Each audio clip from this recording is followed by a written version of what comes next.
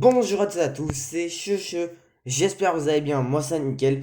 Aujourd'hui on se retrouve pour une toute nouvelle vidéo. Et ce week-end, donc c'était le Grand Prix de Malaisie sur le circuit de Sepang. Si cette vidéo vous plaît, n'hésitez pas à lâcher votre plus gros pouce bleu, ça ferait extrêmement plaisir.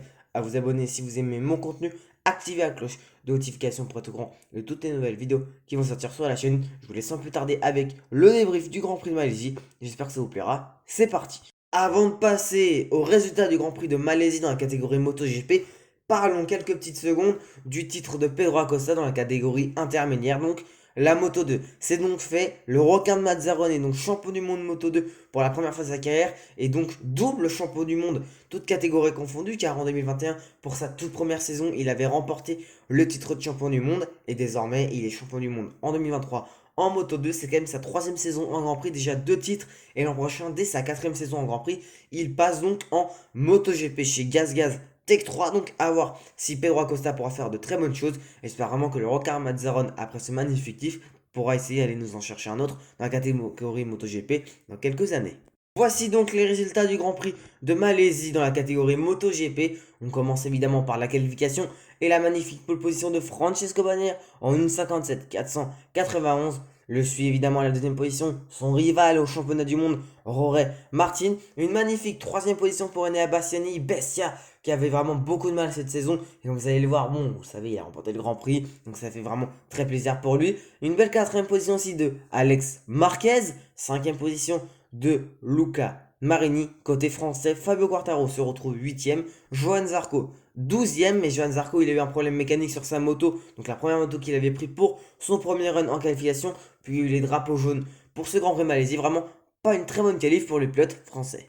Passons à la course sprint avec la deuxième victoire en course sprint pour l'Espagnol Alex Marquez et qui nous prouve une fois de plus qu'il est vraiment très très bon, évidemment en même temps champion du monde 2019 en catégorie Moto 2. Voilà, ça montre quand même qu'on a un sacré niveau. Après, on ne peut ne pas être champion du monde Moto 2 et devenir champion du monde MotoGP. On a la preuve évidemment avec Fabio Quartararo qui n'a jamais été champion des catégories intermédiaires mais qui a été champion du monde MotoGP. À la deuxième position, qui d'autre que Jorge Martin qui est vraiment exceptionnel dans cette fin de saison et j'espère vraiment, j'aimerais beaucoup qu'il ait remporté ce titre évidemment.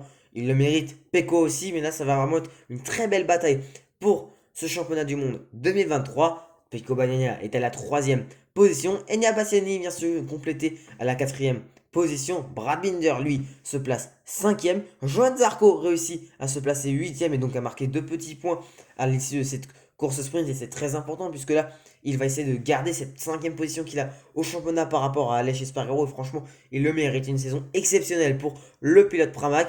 Et malheureusement, une 16e position de la part de Fabio Quartararo qui s'est fait malheureusement pousser dans les premiers virages. Il a eu un problème technique, je crois, avec son correcteur d'assiette à l'arrière, son all shot device. Donc c'était vraiment dommage.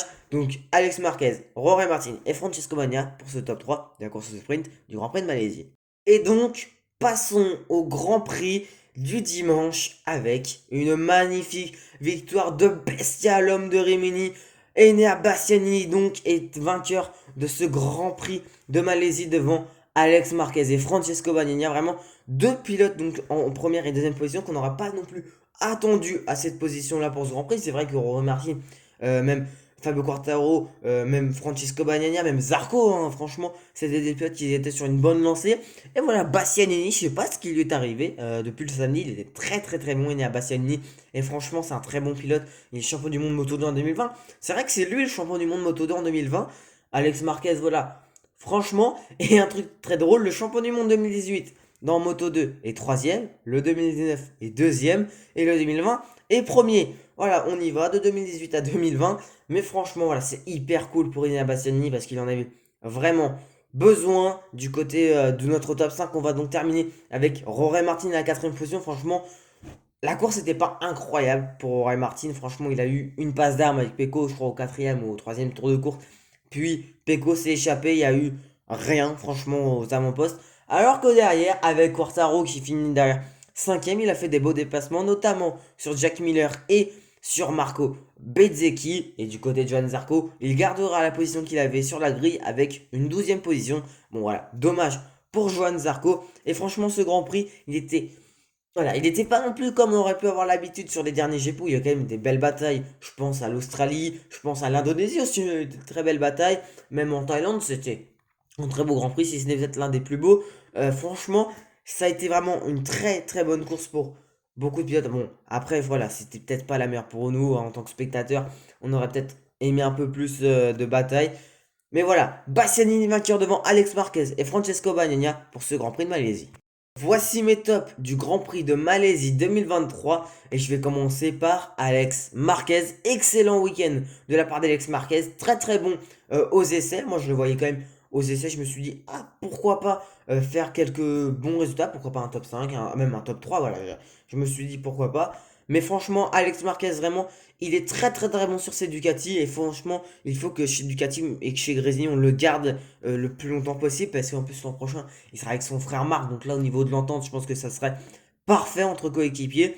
En deuxième top, je vais mettre évidemment Enea Bastianini, bestial homme de Rimini. Oh là là, j'adore ce surnom qu'on lui donne, qu'on lui donne. Laurent Regal lui donne le commentateur du MotoGP sur Canal+. Et franchement, Enea Bastianini, depuis le samedi, il a trouvé un truc et c'est mérité pour lui. C'est un pilote, malheureusement, cette saison qui a pas eu beaucoup de chance, hein. Il est percuté, je crois, à cause d'une chute de Luca Marini. Voilà, au Portugal en sprint, ça lui casse la clavicule. La chute à Barcelone, il se casse, je crois, la main ou un truc dans la main droite. Donc vraiment, pas beaucoup de chance. Un manque de rythme sur certains grands prix. Bref, beaucoup de choses qui n'allaient pas. Même la moto, il n'arrivait pas à s'adapter à la moto, Enea Bastianini. Mais bon, voilà, cette saison, Enea Bastianini, ça va vraiment. Et en troisième top, je vais mettre Franco Morbidelli. Franco Morbidelli, il est un peu passé aux oubliettes, mais Franco Morbidelli, voilà, il a fait une très belle course sprint, une très bonne course principale. En qualif, c'était pas non plus trop ça. Mais franchement, il nous a fait dans l'ensemble un très bon week-end de la part du pilote Yamaha officiel, futur pilote Ducati Pramac. Bon, il prend la place de Zarco, dommage, alors que Zarco avait l'air vraiment de bien se plaire, hein, chez Ducati Pramac. Mais c'est dommage pour Johan Zarco. Mais franchement, Franco Morbidelli est vraiment très très bon, a été vraiment très très bon sur ce Grand Prix de Malaisie. Après les tops, voici les flops de ce Grand Prix de Malaisie 2023. Et je vais commencer par Aleix Espargaro. Je sais plus combien de chutes il a fait ce week-end.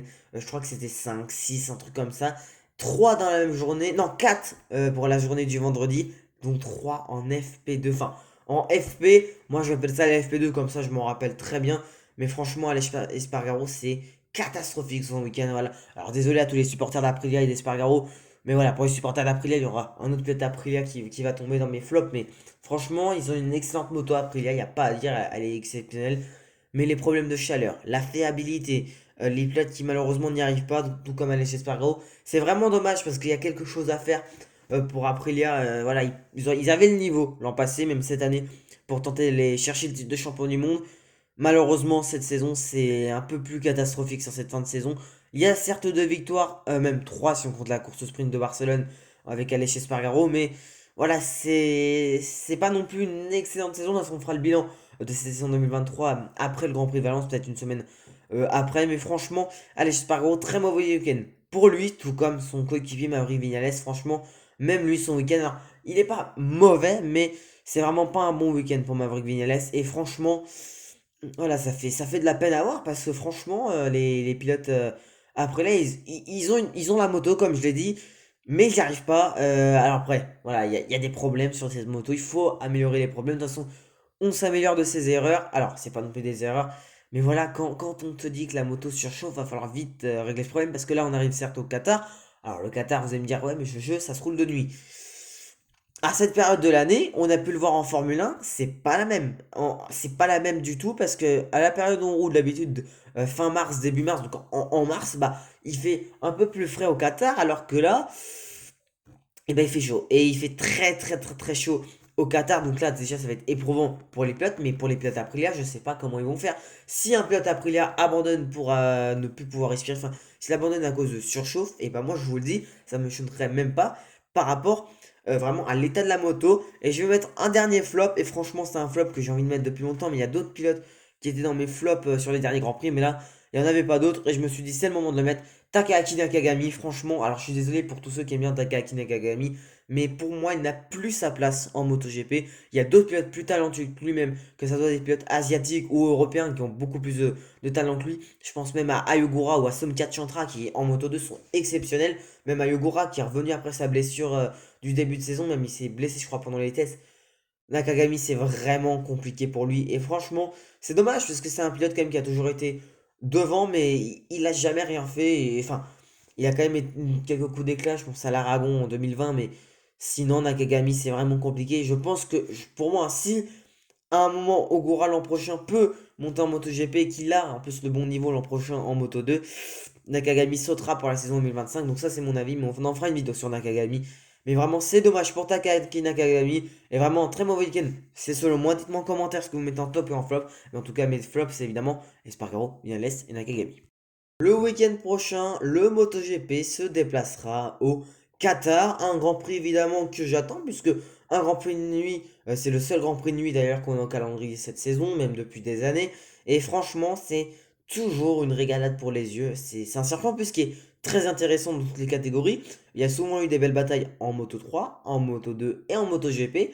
Donc à voir si ce week-end en plus, Jorge Martin, j'ai remarqué ça parce que je m'en suis rappelé, mais première saison de Jorge Martin, donc c'est en 2021. Il fait une bonne qualif pour sa première course au Qatar. Ensuite, deuxième course pour le Grand Prix de Doha, il fait la pole. Il prend la tête et tout pendant beaucoup de tours de course avant que Quartaro le dépasse, puis Johan Zarco dans le dernier tour pour qu'on ait ce magnifique doublé français. Donc moi, pour moi, franchement, Jorge Martin va falloir faire très attention à lui, mais ça on en parlera dans la preview du Grand Prix du Qatar. Et franchement, j'ai hâte de voir ce Grand Prix à Lusail.